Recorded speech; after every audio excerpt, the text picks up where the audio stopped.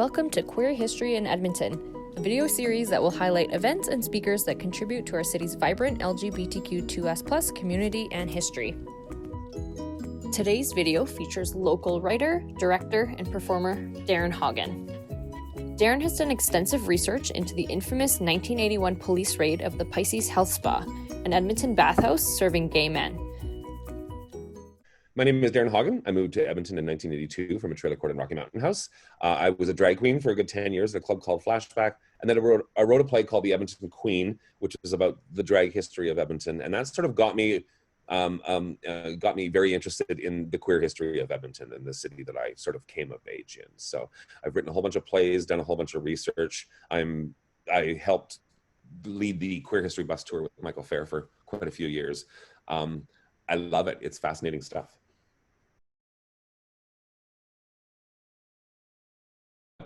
Unfortunately, I never got to actually attend the Pisces Bathhouse, the Pisces Spa, because it was closed in 1981.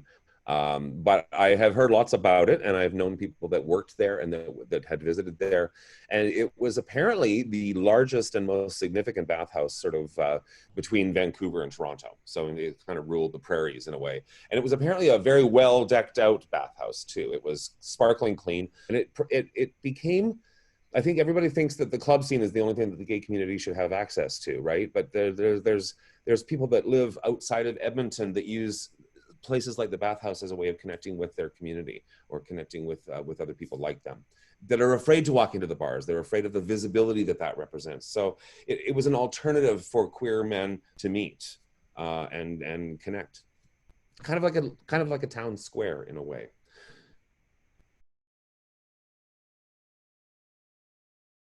Okay, so I think more fascinating than the actual night of the raid was actually the months leading up to the raid, because everything was happening behind closed doors. The only way they could prove what was happening inside was to actually send policemen in undercover, which meant policemen had to pose as gay men, pay to get in, go get a room, put on your towel, walk around like everybody else, see what's happening in the room, and then report it in agonizing and excruciating detail when you were finished your shift. So for 3 months, they sent men in, policemen in, who actually posed as members of the gay community and cruised around with everybody else and sat in steam rooms with towels and watched what was going on and then took notes and recorded it.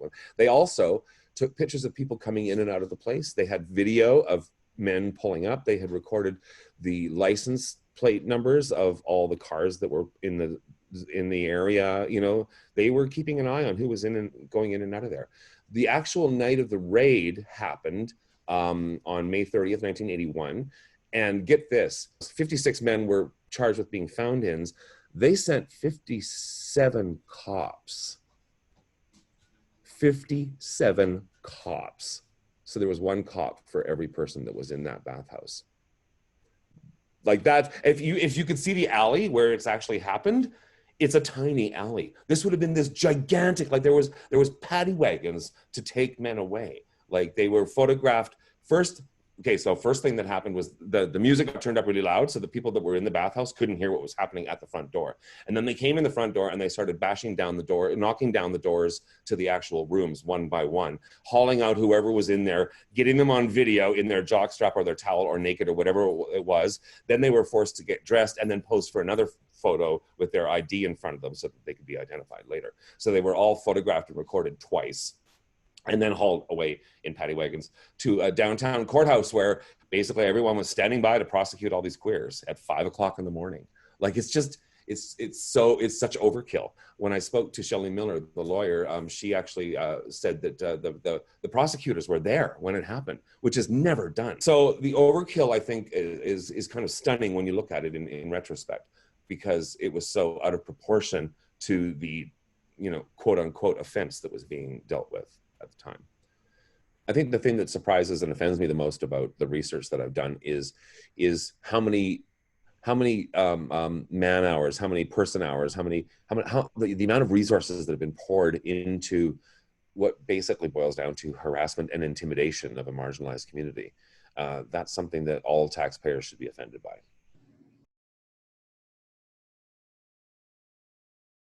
56 people were charged for being found-ins. Those were the customers that were there last night, that night. And 4 people were charged, 3 or 4 people were charged with being keepers of a common body house, which meant that they were the owners of the brothel, which it wasn't. So all of the charges are bogus. And in Edmonton, what happened was the bathhouse owners pled guilty. And one by one, all the men who were ready to plead not guilty, because they knew that they weren't in a body house, once the owners admitted that it was a house of prostitution, they had no choice. They all caved. They didn't want to fight it. It would have cost them a lot of money. It would have been embarrassing. Their name would have been in the paper again. Michael Fair was one of the only people to plead not guilty. And he was actually found guilty, and he appealed, and only in appeal was he found not guilty. And that was 2 years later. When I first moved here, the owners of the bathhouse were kind of held in, there was a lot of acrimony around how the community was viewing these people. It was almost like they had sold out the members that had made them the money. And when it came right down to it, they wouldn't stand up for the members.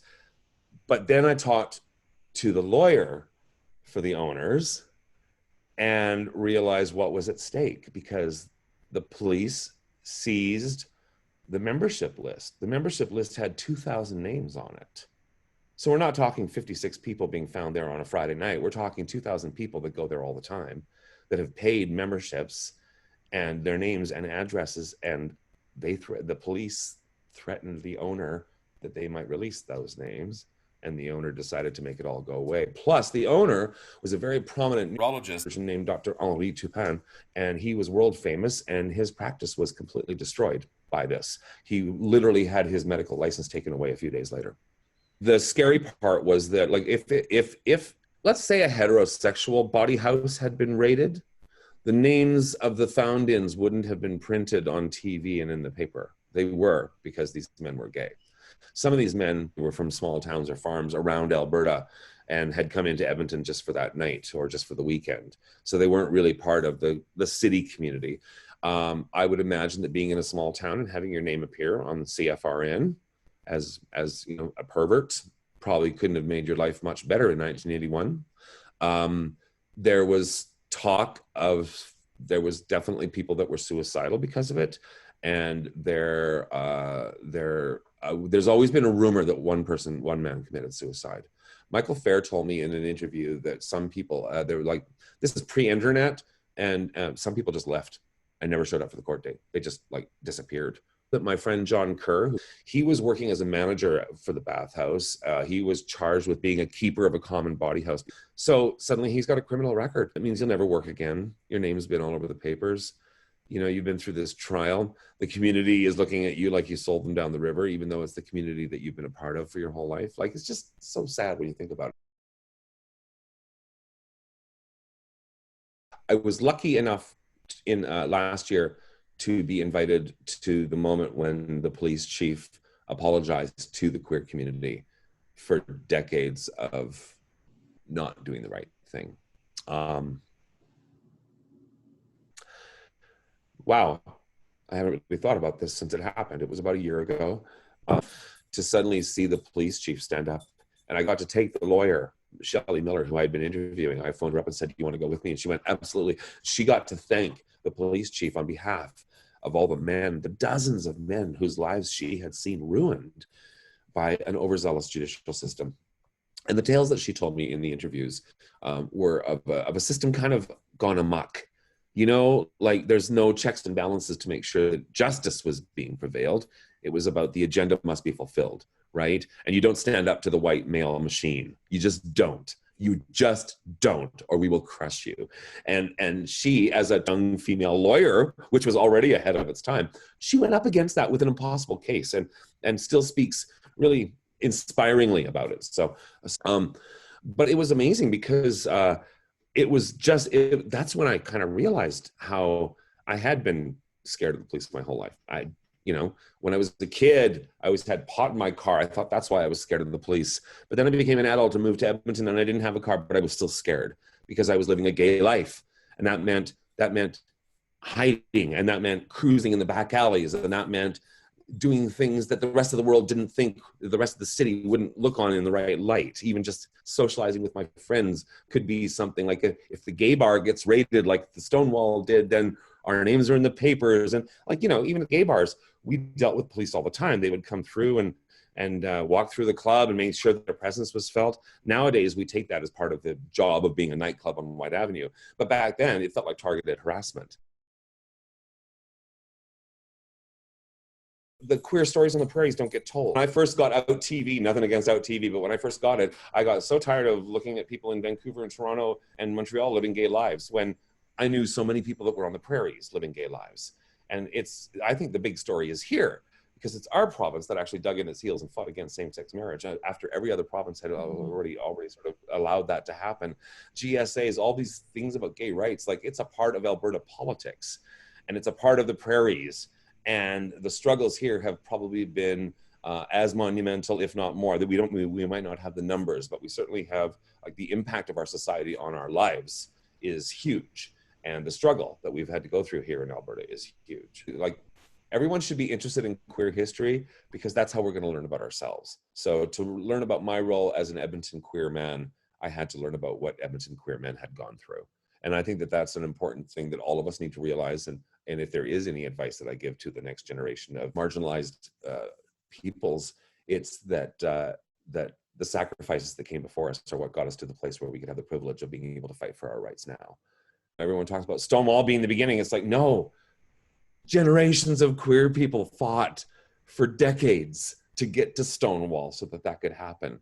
And like, all of these moments are monumental, but really, the world is changed by every one of us coming out to the people around us. So the real change comes from each one of us, right? It's not actually a pride parade. It's not a rally. It's not a protest. It's me and my family. It's me and the people around me. And if every one of us does that, that's how real change happens.